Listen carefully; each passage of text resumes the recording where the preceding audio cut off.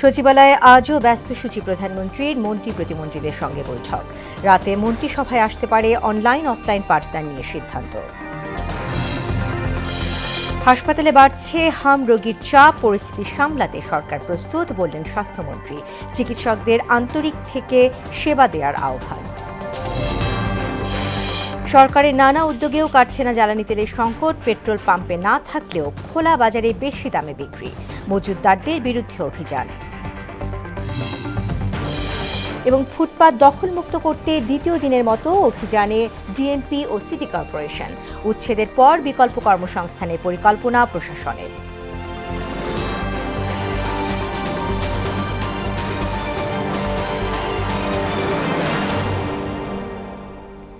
আসসালামু আলাইকুম, মোহনা সংবাদে সবাইকে স্বাগত। শুনছিলেন শিরোনাম, পুরো সংবাদে আছি আমি তাসমিনা জেরিন। এবার বিস্তারিত। সচিবালয়ে আজও ব্যস্ত সূচি প্রধানমন্ত্রী তারেক রহমানের। সকাল ৯টা ২৫ নিজ দপ্তরে যান তিনি। শুরুতেই সরকার প্রধানের সঙ্গে সাক্ষাৎ করেন শিক্ষা মন্ত্রণালয়, প্রাথমিক ও গণশিক্ষা মন্ত্রণালয় এবং শ্রম কর্মসংস্থান মন্ত্রণালয়ের উপদেষ্টা মাহদি আমিন। এছাড়া ভূমিকম্পের ঝুঁকি ব্যবস্থাপনা ও প্রস্তুতি নিয়ে প্রধানমন্ত্রীর সঙ্গে বৈঠক করেন সংশ্লিষ্ট দপ্তরের কর্মকর্তারা। এদিকে বিকেলে সংসদ অধিবেশনে যোগ দেবেন সরকার প্রধান। এছাড়া রাত ৯টায় জাতীয় সংসদ ভবনে মন্ত্রিসভা বৈঠক অনুষ্ঠিত হবে বলে জানিয়েছে প্রধানমন্ত্রীর প্রেস উইং। সেখানে শিক্ষা প্রতিষ্ঠানে অনলাইন ও সশরীরে ক্লাসের বিষয়ে সিদ্ধান্ত আসতে পারে।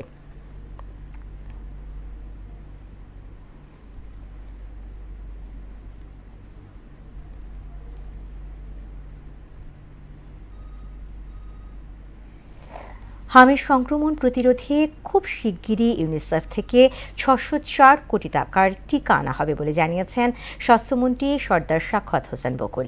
সকালে রাজধানীর শিশু হাসপাতাল ও ইনস্টিটিউটে হামজনিত নিউমোনিয়া ও শ্বাসকষ্টের চিকিৎসায় বাবল সিপ্যাপ ব্যবহারের ওপর আয়োজিত প্রশিক্ষণ কর্মশালায় প্রধান অতিথির বক্তব্যে তিনি এ তথ্য জানান।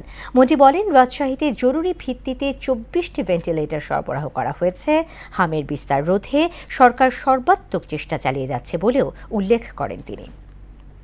২৪টা ভেন্টিলেটর কমিটমেন্ট হয়েছে, এখন এটার সংখ্যা আরো বেড়েছে। আজকে আপনাদেরকে আমরা 2টা দিয়ে যাচ্ছি, আমার কাছে এখন আরো 3টা স্টক আছে। আমরা প্রাইভেটলি কালেক্ট করছি। আলহামদুলিল্লাহ, মানুষের কথা বলি, দেশে তো মানুষ আছে সহযোগিতা করে। ডিজি এবং আমাদের সচিব নিজে গিয়েছে রাজশাহীতে, ওখানে গিয়ে ভেন্টিলেটর হস্তান্তর করে এসেছে।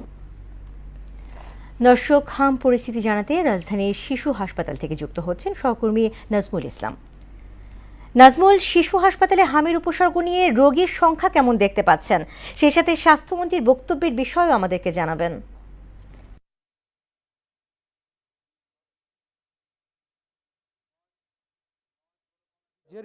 আপনি যেমনটি বলছিলেন যে সারা দেশের মতো কিন্তু রাজধানীতেও বাড়ছে যে হামের সংক্রমণ, সেটি কিন্তু বেড়েই চলছে এবং রাজধানীর যেসব হাসপাতালগুলো রয়েছে সেসব হাসপাতালগুলোতে প্রতিনিয়ত যে শিশু রোগী, সেই শিশু রোগীর সংখ্যা ক্রমাগতভাবে বৃদ্ধি পাচ্ছে। এই মুহূর্তে আমি রয়েছি বাংলাদেশ যে শিশু হাসপাতালটি রয়েছে, সেই শিশু হাসপাতালে রয়েছে। কিছুক্ষণ আগেই এই হাসপাতালটিতে কিন্তু স্বাস্থ্য পরিবার কল্যাণ মন্ত্রী তিনি কিন্তু এখানে এসেছিলেন এবং এখানে এসে আমাদের যেমনটি জানিয়েছেন যে এই যে হামের যে সংক্রমণ, সেই হামের সংক্রমণ রোধে সরকার কিন্তু সর্বাত্মক যে ব্যবস্থা, সেই ব্যবস্থা গ্রহণ করেছে এবং ইতিমধ্যেই যে রাজশাহীতে যেহেতু মৃত্যুর হারটি বেশি, সেই রাজশাহীতে জরুরিভাবে 24টি যে ভেন্টিলেশন, সেটি 24টি ভেন্টিলেশন কিন্তু রাজশাহীতে সরবরাহ করা হচ্ছে। আরেকটি বিষয় আপনাকে জানিয়ে রেখে মন্ত্রী আরেকটি বিষয় আমাদেরকে জানিয়েছে যে যেহেতু মূলত এই যে হামের যে সংক্রমণ হঠাৎ করে কিন্তু এবছর বিগত বছরগুলোর তুলনায় এবছর সবচেয়ে বেশি হামের সংক্রমণ বৃদ্ধি পেয়েছে এবং এর কারণ হিসেবে স্বাস্থ্য বিশেষজ্ঞরা এবং স্বাস্থ্যকর্মীরা যে বিষয়টি আমাদেরকে জানিয়েছে, এর কারণ হচ্ছে মূলত করোনার পরপর যে একটি গ্যাপ রয়ে গেছে। করোনার পরে দীর্ঘ কয়েক বছরে ভ্যাকসিন দিতে আসলে বিলম্ব হয়েছে এবং কয়েকটি বছরে কোনো ধরনের ভ্যাকসিনই দেওয়া হয়নি, যে কারণেই মূলত এবছর যে হামের যে প্রাদুর্ভাব সেটি কিন্তু বৃদ্ধি পেয়েছে। যে কারণে সরকার কিন্তু চেষ্টা চালাচ্ছে যে এই যে ভ্যাকসিনের যে প্রক্রিয়া, সেই ভ্যাকসিন প্রক্রিয়া দ্রুতভাবে এটি করার জন্য, এবং আপনাদেরকে জানিয়ে রাখি যে আগামী রবিবার থেকে কিন্তু যে ভ্যাকসিন যে কার্যক্রম, সেই ভ্যাকসিন কার্যক্রমের উদ্বোধন করা হবে। এবং এরই মধ্যে সরকার যেটি করেছে সেটি হচ্ছে 604 কোটি টাকার টিকা কিন্তু সরকার সংগ্রহ করছে ইউনিসেফ থেকে, সেটি কিন্তু আমাদের মন্ত্রী কিছুক্ষণ আগেই জানিয়েছে। আরেকটি বিষয় আপনাদেরকে জানিয়ে রাখি, সারা দেশের মতো এই যে রাজধানীর যেসব হাসপাতাল রয়েছে সেই রাজধানী হাসপাতালগুলো গত 24 ঘন্টার তথ্য যদি আপনাদেরকে আমি দিয়ে রাখি, সেটি হচ্ছে ডিএনসিসি যে হাসপাতাল রয়েছে মহাখালী, সেখানে মোট এখন পর্যন্ত গত 24 ঘন্টা 185 জন কিন্তু চিকিৎসাধীন রয়েছে, যার মধ্যে 40 জন আইসিইউতে আছে। এবং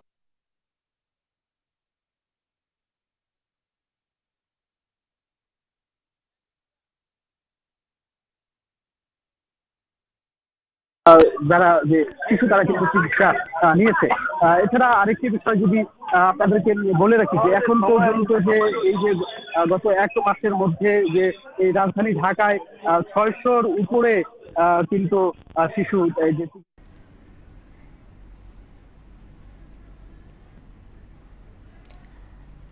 নাজমুল, আপনাকে ধন্যবাদ। সরকারের নানা উদ্যোগেও কাটছে না জ্বালানি তেলের সংকট। দাম না বাড়িয়েও পরিস্থিতি স্বাভাবিক করার উদ্যোগকে স্বাগত জানিয়েছেন ভোক্তারা। এদিকে পেট্রোল পাম্পে না থাকলেও খোলা বাজারে বেশি দামে বিক্রি হচ্ছে তেল, আর অবৈধ মজুতদারদের দৌরাত্ম্য তো আছেই। কয়েকদিন ধরেই এমন অসাধু চক্রের বিরুদ্ধে অভিযান চালাচ্ছে আইনশৃঙ্খলা বাহিনী। আরও জানাচ্ছেন মাহমুদ হোসেন। মধ্যপ্রাচ্যের সংঘাত পরিস্থিতিতে আন্তর্জাতিক বাজারে তেলের দাম বৃদ্ধি এবং সরবরাহ ব্যাহত হচ্ছে। এমন অবস্থায় আমদানি স্বাভাবিক রাখা সহ নানা উদ্যোগ নিয়েছে সরকার। যদিও মধ্যপ্রাচ্য অস্থিরতায় তেলের দাম বাড়তে পারে এমন সম্ভাবনাকে কেন্দ্র করে মজুত শুরু করে এক শ্রেণীর অসাধু ব্যবসায়ী, ফলে পাম্পগুলোতে তেলের অভাব দেখা দিচ্ছে। তেল মজুত করতেছে সরকার, প্রশাসন দিয়ে সেটা ধরতেছে ও জরিমানা করতে, তারপর তো ঠিক হচ্ছে না পরিবেশ। পাম্পে দীর্ঘ লাইনের ভোগান্তি এড়াতে সময় বাড়িয়ে হলেও কার্ডের মাধ্যমে একসঙ্গে বেশি তেল দেয়ার দাবি জানান চালকরা। কার্ড সিস্টেম করে দেয় যে আমি 10 দিন পর আসবো, আমাকে এক ট্যাঙ্কি তেল দেবে, আমি 10 দিনের মধ্যে আর আসবো না। 200 টাকা করে দিচ্ছে, যার কারণে বারে বারে ভরা লাগছে। বৈশ্বিক বাজারে তেলের মূল্য ঊর্ধ্বমুখী হলেও দেশে দাম না বাড়িয়ে সংকট কাটানোর চেষ্টা করছে সরকার। এতে সন্তুষ্টি জানান ক্রেতারা।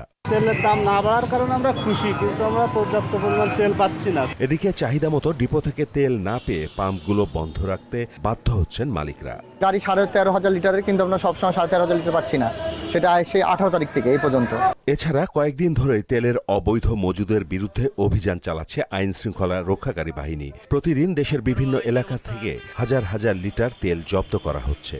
আজকে সকালে 31 ব্যারেল তেল জব্দ করা হয়েছে। এখানে 15 ব্যারেল পেট্রোল এবং 16 ব্যারেল ডিজেল রয়েছে। 20,000 টাকা জরিমানা করেছি, অনাদে 1 মাস বিনাশ্রম কারাদণ্ড প্রদান করেছি। পেট্রোল পাম্পে জ্বালানি সংকট থাকলেও অনেক জায়গায় খোলা বাজারে মিলছে তেল, যা ভোক্তাকে কিনতে হচ্ছে বাড়তি দামে। মাহমুদ হোসেন, মোহনা সংবাদ। 24-এর আন্দোলনে কুষ্টিয়ায় 6 জনকে হত্যা মামলায় যুক্তিতর্ক চলছে। বিচারপতি সৈয়দ নজরুল ইসলাম চৌধুরী নেতৃত্বাধীন আন্তর্জাতিক অপরাধ ট্রাইব্যুনাল 2-এ চলছে এই যুক্তিতর্ক। এ সময় মামলা পুনরায় তদন্তের জন্য আসামি পক্ষের আইনজীবীদের আবেদন খারিজ করে দেন ট্রাইব্যুনাল। এদিকে শেখ হাসিনার মৃত্যুদণ্ড বাতিল চেয়ে যুক্তরাজ্য ভিত্তিক ল ফার্ম কিংসলি ন্যাপলির কোনো চিঠি প্রসিকিউশন পায়নি বলে নিশ্চিত করেছেন ট্রাইব্যুনাল। গত 30 মার্চ এ নিয়ে একটি চিঠি ট্রাইব্যুনালকে পাঠানোর দাবি করেছে সংস্থাটি। দর্শক, এই মুহূর্তে ট্রাইব্যুনালে আছেন আমাদের সহকর্মী মুদাসির আলী, সরাসরি চলে যাচ্ছে সেখানে। মুদাসির, আজকে মামলাগুলোর বিষয়ে প্রসিকিউশনের বক্তব্য কি আমাদেরকে জানাবেন?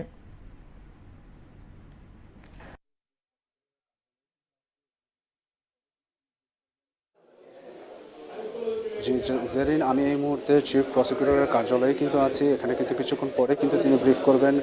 আজকে যে বিষয়টি নিয়ে একটু বলে রাখি, সেটি হচ্ছে যে শেখ হাসিনার বিষয়ে যে মৃত্যুদণ্ড বাতিল যে সংস্থাটি চিঠি দিয়েছে, সেটি হচ্ছে যে এখানে বিদেশি একজন আইনজীবীর মাধ্যমে কিন্তু চিঠিটি দিয়েছেন, যতটুকু আওয়ামী লীগের পক্ষ থেকে জানা গিয়েছে। এবং এই যে বিদেশি একজন আইনজীবী দিয়ে তিনি চিঠি প্রেরণ করেছেন, এটি বাংলাদেশের আইন অনুযায়ী কিন্তু বৈধ নয় এবং এটি কিন্তু সুস্পষ্ট আইনের লঙ্ঘন বলে জানিয়েছেন chief prosecutor prosecutor Mohammad Aminul Islam, তিনি তার পক্ষ থেকে এমনটি জানিয়েছেন। তিনি যদি এর বিরুদ্ধে যদি অবস্থান নেন তাহলে তাকে সরাসরি এসে কিন্তু এর বিরুদ্ধে কিন্তু এখানে আপিল করতে হবে। এছাড়া কিন্তু আর কোনো ধরনের আইনে কিন্তু এর বাইরে কিন্তু আর কিছু নেই। এদিকে কুষ্টিয়ার 6 জন হত্যা মামলায় আইনের বিরুদ্ধে আজকে যে যুক্তিতর্ক ছিল, সেই যুক্তিতর্ক শুরুর আগে কিন্তু তার পক্ষের আইনজীবীরা কিন্তু যে বিষয়টি সেটি হচ্ছে যে পুনর্তদন্তের জন্য আবেদন করেছিল। বিষয়টি আইনের ভাষায় যেটি হচ্ছে রিইনভেস্টিগেশন এবং ফার্দার ইনভেস্টিগেশন। তো সেই বিষয়টি কিন্তু ট্রাইব্যুনাল খারিজ করে দেন। জেরিন এই মুহূর্তেই কিন্তু চিফ প্রসিকিউটর তিনি কথা বলবেন। আমরা এখন চলে যাচ্ছি তার কাছে, তিনি এখনই তার বক্তব্য রাখবেন। ওরা একটু আসবে, আমার প্রসিকিউটর কি একটু আসবে?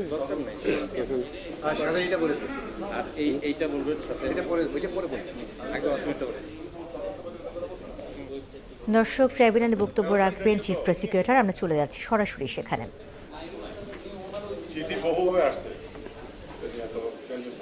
সিটি সবার আগে ওনার কাছে আসছে কেউ?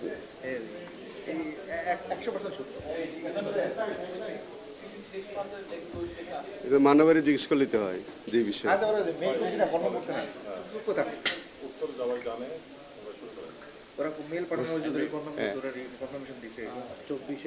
জুলাই চট্টগ্রামের ওয়াসিম একদিনে, পরবর্তীতে 13 জনের হত্যাকাণ্ডের খবর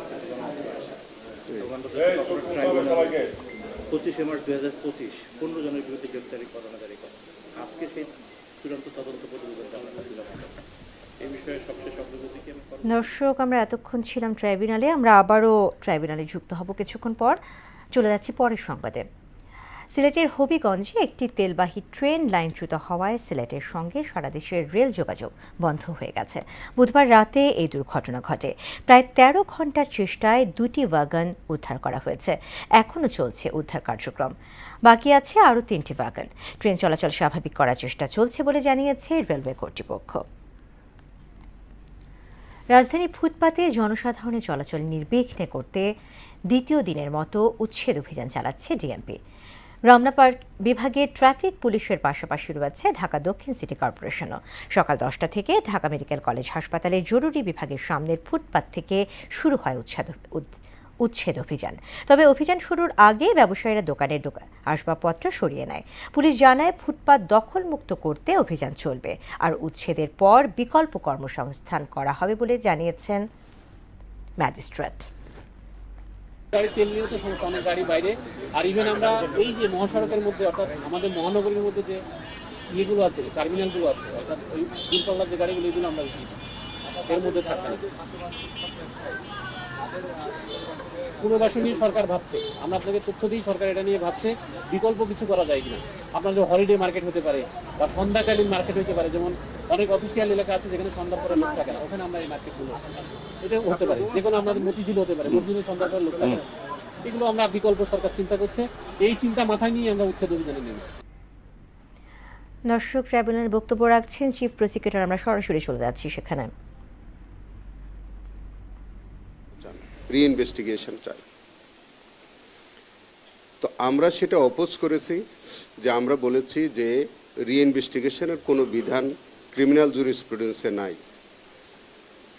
প্রভিশন আছে ফার্দার ইনভেস্টিগেশনের, তবে রিইনভেস্টিগেশন অথবা ফার্দার ইনভেস্টিগেশন আমরা যে নামেই ডাকি না কেন, আসামি পক্ষ থেকে কোনো রিইনভেস্টিগেশন অথবা ফার্দার ইনভেস্টিগেশন চাওয়ার কোনো এখতিয়ার নাই। ফার্দার ইনভেস্টিগেশন হলে সেটাও প্রসিকিউশন যেতে পারে, আর রিইনভেস্টিগেশনের তো কোনো প্রভিশনই নাই।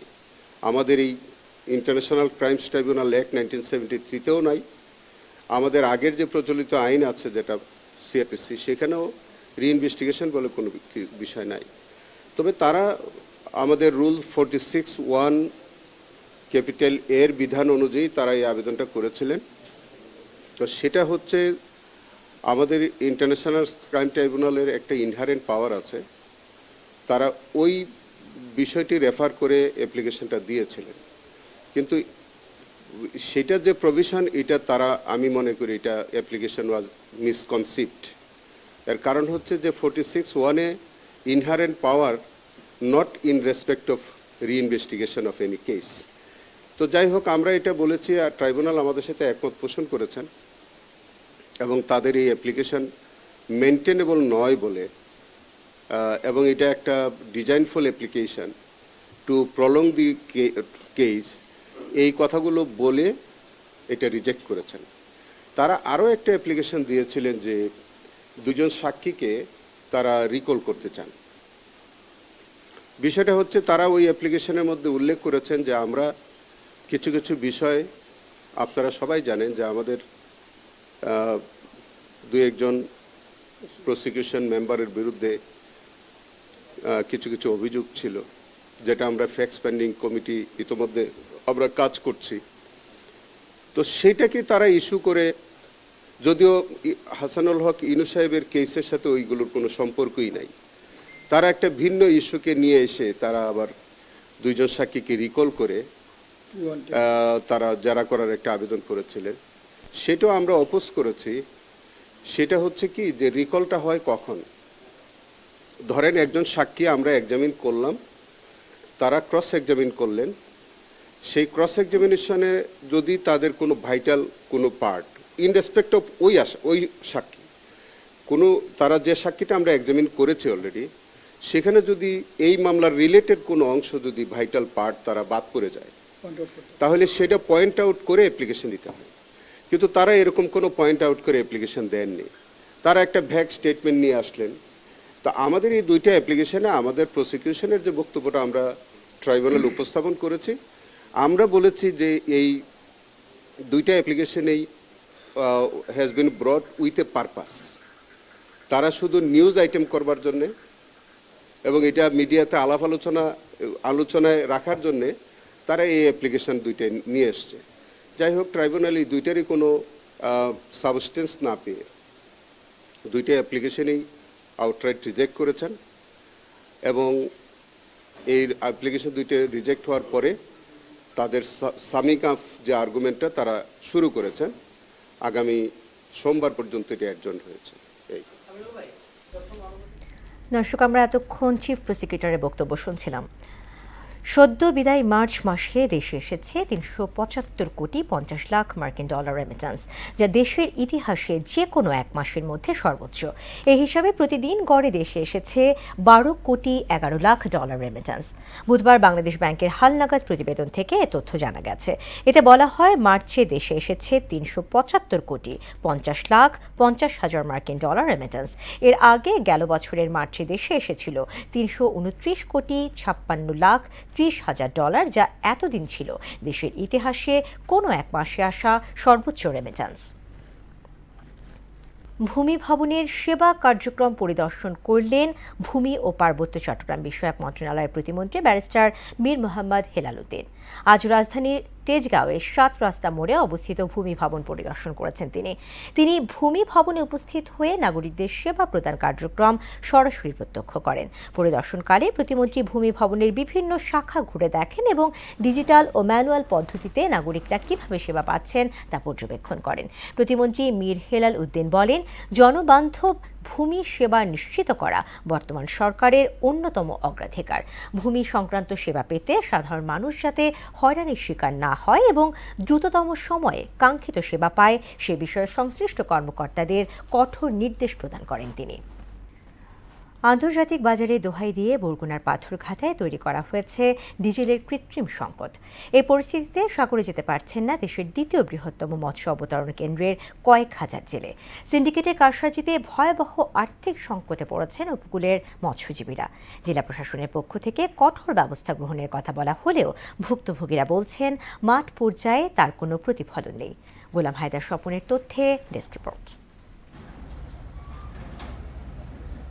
দেশের দ্বিতীয় বৃহত্তম মৎস্য অবতরণ কেন্দ্র বরগুনার পাথরঘাটা। স্বাভাবিক সময় ট্রলারের শব্দ আর জেলেদের কর্মব্যস্ততায় মুখর থাকার কথা থাকলেও সেখানে এখন শুনশান নীরবতা। সব প্রস্তুতি থাকলেও কেবল তেলের অভাবে নোঙর করা আছে শত শত ট্রলার। জেলেরা জানান, ইরান ইসরায়েল উত্তেজনা আর হরমুজ প্রণালী বন্ধের খবরকে পুঁজি করে অসাধু ব্যবসায়ীরা কৃত্রিম সংকট তৈরি করেছে। দোকানে তেল থাকলেও ব্যারল প্রতি 4 থেকে 5 হাজার টাকা বেশি দিতে হচ্ছে। ব্যবসায়ীদের পরিস্থিতি খুবই খারাপ এই জন্য ডিজেলের দাম আগের থেকে 3-4 হাজার টাকা বাড়তি। লোকজন সাগরে যাইতেও চাইতেছে না ডিজেলের দাম বাড়ার কারণে। বাইরের রাষ্ট্র বলে যুদ্ধ চলে, তেল আসে না, তেলের অভাবে অনেক বোটগুলোই যাইতে পারে না। এই 2 বিএল তেল একখান দিয়ে কিনে আনা হয়েছে 24,000 টাকা দর, তেল পাওয়া যায় না এই জন্য।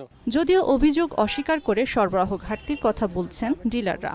1 লক্ষ লিটার তেল পাত্ররা দিয়ে গেছে বিভিন্ন ট্রলার এবং দোকানদার থেকে, তারা তাদের ট্রলার তাদের দেবে, এইটার হিসাব নিকেশ আমি দিতে পারবো না এবং ওই চাহিদা আমি মিটাইতেও পারবো না। একদিকে বঙ্গোপসাগরে জলদস্যু আতঙ্ক, অন্যদিকে তেল সিন্ডিকেট। ট্রলারগুলো অচল হয়ে পড়ায় চরম আর্থিক সংকটে মালিকরা। আমাদের আগে যে রেটটা ছিল তার চাইতে 3,000, 4,000, 5,000 টাকা বেশি দিয়ে কিনতে হয়, আর বেশি না দিলে তেল নাই। একটা তেল লাগে 10 ব্যারেল, কোনোটা লাগে 20 ব্যারেল। তো এই তেল এই 5,000 টাকা করে বেশি দিয়া এই তেল কিনে সাগরে যাবে এবং সাধ্য এখন নাই। এদিকে জ্বালানির সংকটের প্রভাব পড়েছে উপকূলীয় অর্থনীতিতেও। ওই অঞ্চলের মৎস্য খাতে রাজস্ব আহরণের পরিমাণ কমেছে। জেলা প্রশাসন অবশ্য বলছে সংকটের পেছনে মজুতদারি প্রমাণ পেলে কাউকে ছাড় দেয়া হবে না। যারা অভিযোগ করে তারা কতটুকু বুঝে করে এটাও একটা বিষয়, কারণ আমাদের এটা তো পর্যবেক্ষণ করার জন্য মনিটরিং এবং ট্যাগ অফিসার নিয়োগ করা হয়েছে। ক্রেতা আছে যারা ক্রেতা সাধারণের কাছে তারা এই তেল চাহিদা তারা পাচ্ছে কিনা আশ্বাস নয়, বরং দ্রুত জ্বালানি সরবরাহ স্বাভাবিক করে সাগরে মাছ ধরার সুযোগ চান উপকূলীয় জেলেরা। মিশাল বিনতে আনোয়ার, মোহনা সংবাদ। এবার আন্তর্জাতিক। ইরানের সামরিক অভিযানের লক্ষ্য অর্জনের শেষ প্রান্তে যুক্তরাষ্ট্র। জাতির উদ্দেশ্যে দেওয়া ভাষণে এমন মন্তব্য করে প্রেসিডেন্ট ডোনাল্ড ট্রাম্প বলেন, 2 থেকে 3 সপ্তাহের মধ্যে তেহরানে আরও কঠোর হামলা চালানো হবে। এদিকে তার বক্তব্য শেষ হতেই ইসরায়েলকে লক্ষ্য করে মিসাইল ছুড়েছে Iran. Priyanka Nitu, desk report. Iran, Israel ও মার্কিন যুদ্ধ প্রেক্ষাপটে বাংলাদেশ সময় বৃহস্পতিবার ভোরে জাতির উদ্দেশ্যে ভাষণ দেন যুক্তরাষ্ট্র প্রেসিডেন্ট ডোনাল্ড ট্রাম্প। বলেন, ইরানে তাদের অভিযান শেষ করতে আর 2 থেকে 3 সপ্তাহ লাগবে। সেখানে সামরিক অভিযানের লক্ষ্য অর্জন প্রায় শেষের পথে। গেল 4 সপ্তাহে মার্কিন সশস্ত্র বাহিনী যুদ্ধক্ষেত্রে দ্রুত, চূড়ান্ত ও অপ্রতিরোধ্য জয় এনে দিয়েছে। ট্রাম্প হুঁশিয়ারি দিয়ে বলেন, আগামী 2 থেকে 3 সপ্তাহের মধ্যে যুক্তরাষ্ট্র ইরানের ওপর অত্যন্ত কঠোর হামলা চালাতে পারে। লক্ষ্য অর্জিত না হওয়া পর্যন্ত অভিযান চলবে। এদিকে ট্রাম্পের বক্তব্য শেষ হওয়ার সঙ্গে সঙ্গেই ইসরায়েলকে লক্ষ্য করে মিসাইল ছোড়ে ইরান। তেহরানের সামরিক সক্ষমতা শেষ করে দেওয়া হয়েছে। ট্রাম্পের এমন দাবির মধ্যেই ইরান থেকে ছোড়া মিসাইল শনাক্ত করল ইসরায়েলি সেনাবাহিনী। এছাড়া পাল্টা বিমান হামলা চালিয়েছে ইসরায়েলও। ইরানের অন্তত 40টি গুরুত্বপূর্ণ অস্ত্র উৎপাদন কেন্দ্রকে লক্ষ্যবস্তু করার দাবি তাদের। এদিকে মার্কিন জনগণের উদ্দেশ্যে একটি খোলা চিঠি লিখেছেন ইরানের প্রেসিডেন্ট মাসুদ পেজেশকিয়ান। সেখানে তিনি বলেন, ইরান কখনোই আগ্রাসন, সম্প্রসারণ এবং উপনিবেশবাদের পথ বেছে নেয়নি। তেহরান কখনোই প্রথমে যুদ্ধ শুরু করেনি। তবে ইরানের বিরুদ্ধে আক্রমণকারীদের অত্যন্ত দৃঢ়তা ও সাহসিকতার সঙ্গে প্রতিহত করা হয়েছে। প্রিয়াঙ্কা নিতু, মোহনা সংবাদ। প্রায় 54 বছর পর আবার চাঁদের পথে পা বাড়িয়েছে মানুষ। নাসার বিশাল রকেটে চড়ে চাঁদের উদ্দেশ্যে যাত্রা শুরু করেছেন 4 নভোচারী। স্থানীয় সময় সন্ধ্যা 6:35 ফ্লোরিডার কেনেডি স্পেস সেন্টার থেকে উৎক্ষেপণের সময় প্রচণ্ড গর্জনে আকাশ কাঁপিয়ে দেয় কমলা সাদা রঙের রকেটটি। এতে থাকা 4 নভোচারী 3 জন মার্কিন ও 1 জন কানাডিয়ান। 10 দিনের অভিযানে চাঁদের চারপাশ প্রদক্ষিণ করবেন তারা, তবে অবতরণ করবেন না। Integrity through Max Q on, Ponce de Leon. Stand, we have you loud and clear on Ponce de Leon. খেলা খবর, ক্রিকেট। আগামী জুনে ইংল্যান্ডে বসবে এবারের নারী টি-20 বিশ্বকাপের আসর। এই আসরে অংশ নেবে বাংলাদেশ নারী দলও। বাছাই পর্ব পেরিয়ে ইতোমধ্যে চূড়ান্ত পর্ব নিশ্চিত করেছে টাইগ্রেসরা। আর এই মেগা আসরের আগে স্কটল্যান্ডের মাটিতে ত্রিদেশীয় সিরিজ খেলবে নিগার সুলতানা জ্যোতির দল। সেখানে বাংলাদেশ ছাড়াও থাকবে স্বাগতিক স্কটল্যান্ড ও নেদারল্যান্ডস। ইতোমধ্যেই সিরিজের সূচি প্রকাশ করা হয়েছে। গ্রুপ পর্বের প্রতিটি দল একে অন্যের বিপক্ষে 2 বার করে খেলবে। কোনো ফাইনাল থাকছে না। 28 মে শুরু হওয়া টুর্নামেন্ট চলবে 4 জুন পর্যন্ত। 2026-27 মৌসুমে কেন্দ্রীয় চুক্তির নতুন তালিকা প্রকাশ করেছে ক্রিকেট অস্ট্রেলিয়া, যেখানে প্রধান চমক মাত্র 2 টেস্ট খেলা পেসার ব্রেন্ডন ডগেট, 5 টেস্ট খেলা ব্যাটার জ্যাক ওয়েদারল্যান্ড এবং 7 টেস্ট খেলা অফ স্পিনার টড মার্ফির। এছাড়া সবশেষ অ্যাশেজ সিরিজে দারুণ পারফরমেন্সের পুরস্কার হিসেবে কেন্দ্রীয় চুক্তিতে প্রবেশ করেছেন পেসার মাইকেল নেসার। তবে ক্রিকেটারদের নতুন এই কেন্দ্রীয় চুক্তি থেকে বাদ পড়েছেন Glenn Maxwell, Usman Khawaja, Sam Konstas, Lance Morris, Matt Short এবং ঝাই রিচার্ডসন।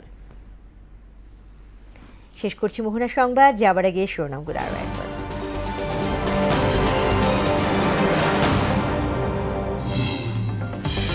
সচিবালয়ে আজও ব্যস্ত সূচি প্রধানমন্ত্রীর। মন্ত্রী প্রতিমন্ত্রীদের সঙ্গে বৈঠক, রাতে মন্ত্রিসভায় আসতে পারে অনলাইন অফলাইন পাঠদান নিয়ে সিদ্ধান্ত। হাসপাতালে বাড়ছে হাম রোগীর চাপ, পরিস্থিতি সামলাতে সরকার প্রস্তুত বললেন স্বাস্থ্যমন্ত্রী। চিকিৎসকদের আন্তরিক থেকে সেবা দেওয়ার আহ্বান। সরকারের নানা উদ্যোগেও কাটছে না জ্বালানি তেলের সংকট, পেট্রোল পাম্পে না থাকলেও খোলা বাজারে বেশি দামে বিক্রি, মজুতদারদের বিরুদ্ধে অভিযান। এবং ফুটপাত দখলমুক্ত করতে দ্বিতীয় দিনের মতো অভিযানে ডিএমপি ও সিটি কর্পোরেশন। উচ্ছেদের পর বিকল্প কর্মসংস্থানের পরিকল্পনা প্রশাসনের।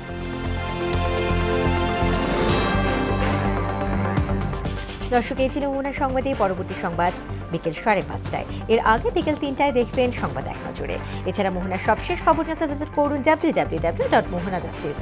সংবাদ দেখতে পারেন আমাদের ফেসবুক পেজ ও ইউটিউবে। এতক্ষণ সঙ্গে থাকার জন্য ধন্যবাদ।